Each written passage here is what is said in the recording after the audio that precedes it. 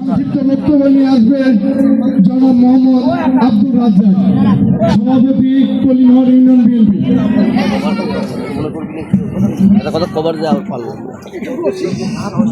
সম্মানিত উপস্থিতি, আমি প্রথমেই স্মরণ করছি 1971 সালের মহান স্বাধীনতা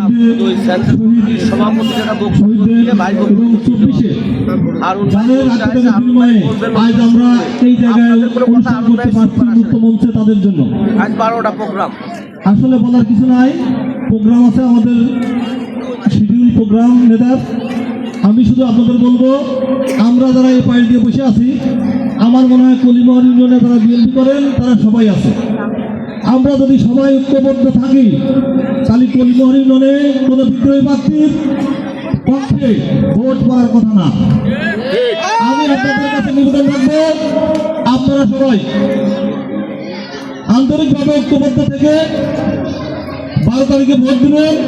আমাদের এলাকার ছেলে মাঝপাড়ার সাথেই বাগমারা তার বাড়ি, 17 বছর কষ্ট সংগ্রাম করেছেন আপনাদের সামনেই।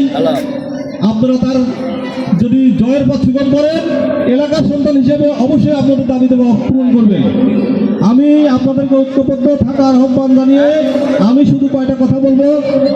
ভোট দেবো কিসে? ভোট দেবো কিসে? ভোট দেবো কিসে? ধন্যবাদ সবাইকে। বাংলাদেশ জিন্দাবাদ, বাংলাদেশ জাতীয়তাবাদী দল জিন্দাবাদ, শহীদরা অমর হোক, খালেদা জিয়া অমর হোক, তারুণের প্রতীক তারেক রহমান জিন্দাবাদ।